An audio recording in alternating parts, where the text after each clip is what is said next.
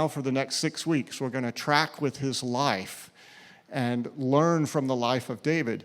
David is at that moment where he has everything. It has finally all come together for him. He is known as David the King. His city is known as the City of David. He's got it together. And he starts to dream and sort out, I think in these moments maybe when he wasn't so happy, what am I going to do with all of this? What am I going to do? And he began to dream up something that he wanted to do for God. And God comes with the most surprising response. And basically, God's response made David sit down. It made David sit down because he was confronted with the extraordinary grace of God and what God was doing in his life. I think he was probably happy about it, but he was also immensely humble. So I want to invite you to join with me in reading from 2 Samuel chapter 7. 2 Samuel chapter 7. And we're going to look at David's dream, his plan. We're going to look at God's response, and then David's prayer. This is 2 Samuel chapter 7. If you need the link, if you look at the link tree again, there'll be a tab there that'll take you right to 2 Samuel chapter 7 in the resources section. When King David was settled in his palace and the Lord had given him rest from all the surrounding enemies, the king summoned Nathan the prophet. "Look," David said, "I am living in a beautiful cedar palace, but the ark of God is out there in a tent." Nathan replied to the king, "Go ahead and do whatever you have in mind, for the Lord is with you." But that same night, the Lord said to Nathan, "Go and tell my servant David, this is what the Lord has declared. Are you the one to build a house for me to live in? I have never lived in a house. From the day I brought the Israelites out of Egypt until this very day, I have always moved from one place to another with a tent and a tabernacle as my dwelling. Yet no matter where I have gone with the Israelites, I have never once complained to Israel's tribal leaders, the shepherds of my people Israel. I have never asked them, 'Why haven't you built me a beautiful cedar house?' Now go and say to my servant David, 'This is what the Lord of heaven's armies has declared. I took you from tending sheep in the pasture and selected you to be the leader of my people Israel. I have been with you wherever you have gone, and I have destroyed all your enemies before your eyes. Now I will make your name as famous as anyone who has ever lived on the earth, and I will provide a homeland for my people Israel, planting them in a secure place where they will never be disturbed. Evil nations won't oppress them as they have done in the past, starting from the time I appointed judges to rule my people Israel. And I will give you rest from all your enemies. Furthermore, the Lord declares that he will make a house for you, a dynasty of kings. For when you die and are buried with your ancestors, I will raise up one of your descendants, your own offspring, and I will make his kingdom strong. He is the one who will build a house, a temple for my name, and I will secure his royal throne forever. I will be his father, and he will be my son. If he sins, I will correct and discipline him with the rod like any father would do. But my favor will not be taken from him as I took it from Saul, whom I removed from your sight. Your house and your kingdom will continue before me for all time, and your throne will be secure forever." So Nathan went back to David and told him everything the Lord had said in this vision. Then King David went in and sat before the Lord and prayed, "Who am I, O sovereign Lord? And what is my family that you have brought me this far? And now, sovereign Lord, in addition to everything else, you speak of giving your servant a lasting dynasty. Do you deal with everyone this way, O sovereign Lord? What more can I say to you? You know what your servant is really like, sovereign Lord. Because of your promise and according to your will, you have done all these things and have made them known to your servant. How great you are, O sovereign Lord. There is no one like you. We have never even heard of another God like you. What other nation on earth is like your people Israel? What other nation, O God, have you redeemed from slavery to be your own people? You made a great name for yourself when you redeemed your people from Egypt. You performed awesome miracles and drove out the nations and gods that stood in their way. You made Israel your very own people forever, and you, O Lord, became their God. And now, O Lord God, I am your servant. Do as you have promised concerning me and my family. Confirm it as a promise that will last forever. And may your name be honored forever, so that everyone will say, the Lord of heaven's armies is God over Israel. And may the house of your servant David continue before you forever. O Lord of heaven's armies, God of Israel, I have been bold enough to pray this prayer to you because you have revealed all this to your servant, saying, I will build a house for you, a dynasty of kings. For you are God, O sovereign Lord. Your words are truth, and you have promised these good things to your servant. And now may it please you to bless the house of your servant, so that it may continue forever before you, for you have spoken. And when you grant a blessing to your servant, O sovereign Lord, it is an eternal blessing. Walter Brueggemann calls this one of the most important passages for both Judaism and for Christianity. It's one of the bridging texts that shows us about the presence and promise of God in history, that God is actually working in the historical lives of people to accomplish something in his plan and purpose. David is confronted with that. When David says to Nathan, his pastor, Nathan, I've got a plan. I want to do something for God. I'm going to build him a house, a temple. You see my great house that has been built for me? God is living in a tent. What's right about that? And Nathan was probably like a lot of pastors. He wasn't used to people coming to him and saying, I want to do something for God. And so Nathan says, you got it. Ka-ching. There's your building permit. You go and do it, David. God is with you. But then David went home, and Nathan went home, and God visited Nathan and said, you need to withdraw the building permit. You're going to have to take that back, Nathan.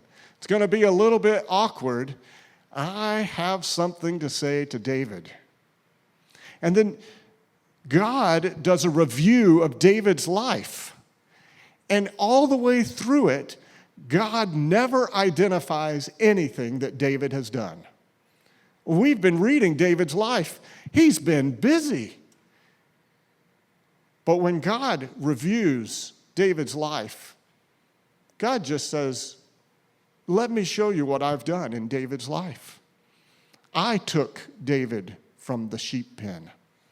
I selected him. I have been with him. I destroyed his enemies. And then God goes on to describe David's future. And God says of David, I will make you famous. That makes people nervous, doesn't it now? I'll make you famous. I will provide a homeland to my people. I will give you rest from your enemies. I will make a house for you. I will make a house for you, a dynasty of kings.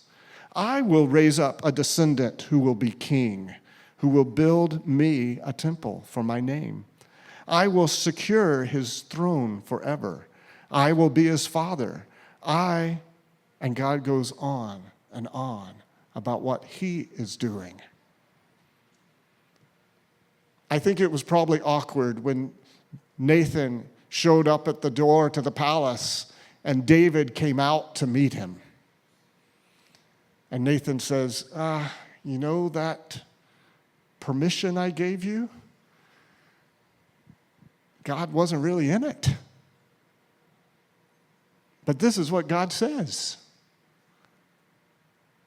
And David is taking it all in.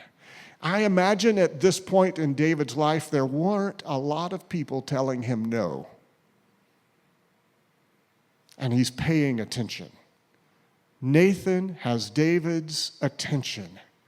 And Nathan's announcement is all grace. His announcement is all grace. It's all about what God has done and what God is going to do. And David is there in the middle as God's loved one, chosen one, blessed one, selected one. That's what grace does. Grace covers our past so that when it comes to looking at our past, what God remembers and recalls is what he has done in our lives. The grace of forgiveness is now, God is no longer recalling and remembering all of our sin and screw-ups and mess-ups. He's looking at our lives and saying, this is what I have done. Look what I have done in your life. I selected you. I carried you. I have loved you. And so now you are a different person. You could have never imagined being in this place. That's the present grace. But there's also a future grace. A future grace of what God is going to continue to do. God is going to continue to bless you. God is going to continue to work through you. God is building a house, David. And you don't need to mess with God's building plan with your own plans today. That's what grace does. It takes care of our past. It gives us a future, and we live in it in the presence with a new identity. Anne Lamott says of this grace, grace means you're in a different universe from where you could have been stuck forever. And you had absolutely no way to get out of it. This may seem strange to us because maybe you feel like you got to UBC and you're in this place because of what you did, your achievements, your grades, your beautiful individually produced essay in your application. But God says, I brought you here. I know you're here. I lifted you. I've brought you here to this place. And then we try to transfer our original mode into our spiritual life where we're like, I've got to do something to get God to like me, to love me, to give me something. I've got to do something to earn it. And so Dallas Willard, that great theologian and pastor, says, grace is opposed to earning. It is not opposed to effort. So of course, part of our responsiveness to the grace of God in our lives, each time we take it in, each time we sit down in that grace and take it in, this is who God has made me to be. I am his child. I'm part of the royal family. Each time we take that in, it develops some kind of response in our lives. And so we cooperate with the grace of God, but we are not earning it. So David has a past. He has a new identity in his present. And God's promising him a future. So what does David do next? I love this verse. If you have it, circle it in pink and put firecrackers around it. Then King David went in and sat before the Lord and prayed. I love that verse. David went in. He went into a room somewhere where no one else was. And then he sat down in a chair. He sat. And then he prayed. But I wonder if he sat for a while, replaying what Nathan told him. I wonder if he sat for a while thinking about, well, those are all the things I did, but, God didn't give me any credit. What is this? Who is this God? Who am I in this place? So David sat for a while. Did you know that being seated is the proper space and posture for those who want to contemplate grace? It is. If you want to contemplate the grace of salvation, being seated is a good place to do that. Just be comfortable sitting there in front of the Lord. You're not doing much when you're sitting. I know some of you like to kneel. I get tired of kneeling after about 30 seconds.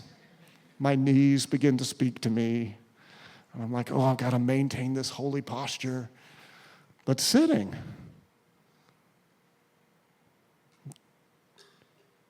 David was able to contemplate the grace of God and respond so well to it because he sat.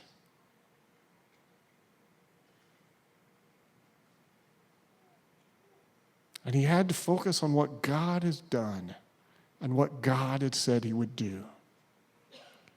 And then in the middle of it, it created some boldness in David's life.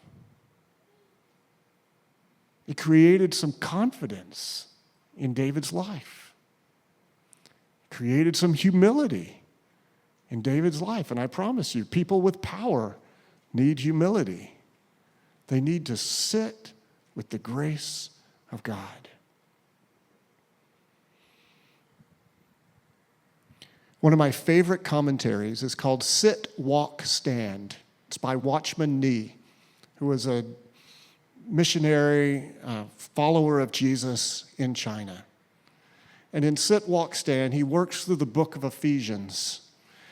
And in Ephesians, you could divide the whole book of Ephesians into sit, walk, stand. Sit in grace, walk in grace, stand in grace. But the sitting is at the beginning because it says there, don't you know that you have been raised to the heavenlies with Jesus and seated at the throne of God? This is all by his grace. You have been raised with Jesus to sit with Jesus. Oh, but Jesus is sitting at a throne. Welcome to the throne room. Have a seat. Sit with Jesus. You're part of the royal family now. Do you know in one of Jesus' most famous stories, he tells a story about two sons who are lost. Jesus is telling the story because he has been sitting down with prostitutes and tax collectors and people who had great reputations for sin. And the religious superstars were looking at Jesus saying, why does he sit and eat with sinners? So Jesus tells the story of three lost things. a lost coin, a lost sheep, and 2 lost sons. In the story of the lost sons, one son leaves from his father saying, "Give me my inheritance. I wish you were dead. So give me my inheritance now so I can go and live my life." And the father sells his property and gives his son his inheritance, and the son leaves. The younger brother leaves and spends it in wild living. Till finally he comes to his senses and is like, well, at least the servants who are working for my father have more to eat than I do. I'm going to go back to my father and say, I've sinned against you and heaven, and I'm going to work for you for the rest of my life. And so Jesus tells the story that the younger son comes to the property, the edge of the property, but the father is already standing there and sees him and recognizes his gait. So the father comes running to him and grabs him and hugs him and kisses him and gives him a ring and puts sandals on his feet and a new robe on him and says, "Kill the fatted calf, we got to throw a party. Set the table, my son is home."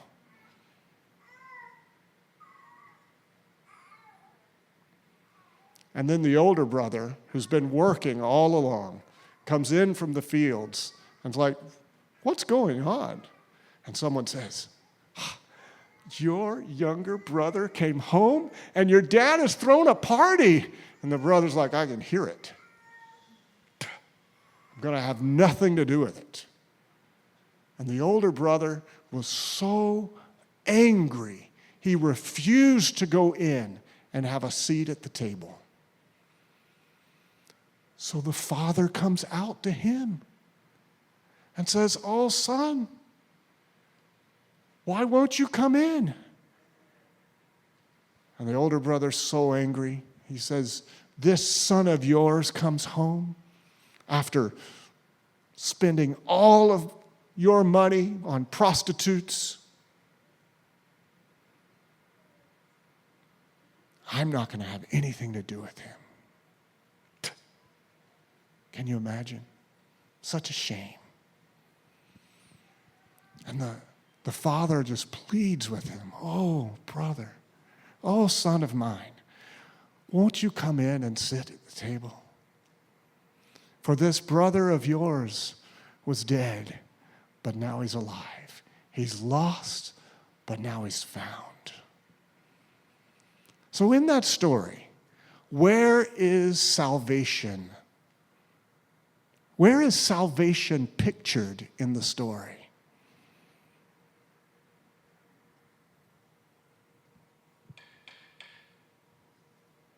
It's at the table. It's the ones who are seated at the Father's table are enjoying his salvation and his grace. And the older brother who was so keyed up about doing what was right, at the end of the story, he's not saved. He's not sitting in the grace of his Father. Are you sitting in the grace of your Heavenly Father? Are you sitting at the table by virtue of the life and death and resurrection of Jesus?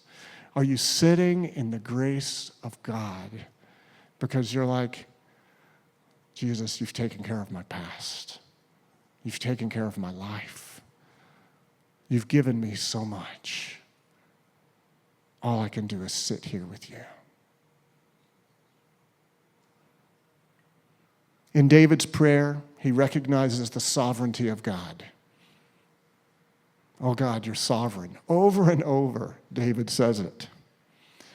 Over and over, David indicates his own humility and says, "I'm your servant. I'm your servant. You are not serving me." See, the little edge in David's decision to build a house for the ark, the house for God, was sort of to secure God and root him in Jerusalem. and sort of say, I'm the king, and now maybe God is really serving me because I've built him a house, and we've secured his place here. And David, see, this is how grace, the sovereign grace of God, really does right-size us and right-size our ambitions and right-size our dreams, right-size our plans for how we're going to honor God someday when we make a lot of money, or I'll honor God when I have a lot of... No, start today. I am a servant of God. Start today. And God had to remind David of what he started with. It's also what he's going to end with. We start by grace, we end by grace. So sit down. Sit down in the grace of God. In a moment, we're going to receive the bread and the cup because it reminds us of the work of Jesus about our past, our present, and our future. That he gave his body for the forgiveness of our sins. His blood was broken to give a new promise about the forgiveness of that sins. That one day Jesus says, I will drink of this cup again when you're all with me in my kingdom. You're all going to have a seat at his table if you will change your mind about your life and receive the grace of God. So sit down. I know we're going to invite you to stand up, but I want you to sit down for just a moment, even as the worship team comes. I want you to just sit down and relax into the grace of God. This week, I was awake at 2 a.m. having to pray about some leadership situations for our church and ministry here on campus. And God reminded me of this very thing. He's like, sit down. I'm like, I'm laying down. Let me show you what I have done. Now just be a servant of that. Just be a servant and a steward of what I have done for you all and for Origin Church. In this way, if we will do this every day, maybe more than once a day, if you will sit down and contemplate and look into the grace of God, then you will always be moving forward in your life in the cycle of grace rather than the cycle of works. Oh, this is what I have to do for God. The cycle of grace is, well, this is what I get to do with Jesus. It's so different. It's such a different move and posture. So just sit just a little longer. And then when I stand, we'll invite the team down who's going to share this bread and this cup with you. We invite you to receive this grace of Jesus if you're a follower of his, or if you're settling that in your life today. Receive this bread and cup as his grace to you.